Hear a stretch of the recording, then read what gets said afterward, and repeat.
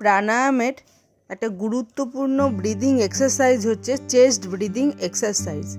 এটা করলে পরে চেস্টটা খুব ভালো থাকে, মানে আমাদের যে লাংসের মধ্যে ছোট ছোট ছিদ্র থাকে সেই ছিদ্রগুলো পরিষ্কার থাকে, ক্লিন থাকে এবং আমরা খুব ভালোভাবে শ্বাস নিতে পারি, আর তাতে আমাদের হার্টও ভালো থাকে।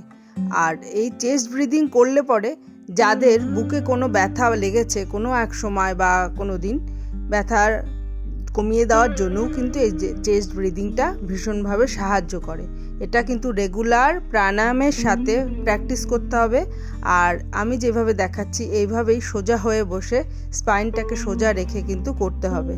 আর চোখ বন্ধ করে করলে পরে আমাদের ধ্যান ঠিক থাকে, সেজন্য এক মনে থাকতে পারি, সেজন্য চোখ বন্ধ করেই করার এটা চেষ্টা করব। সবাই ভালো থাকবেন, সুস্থ থাকবেন।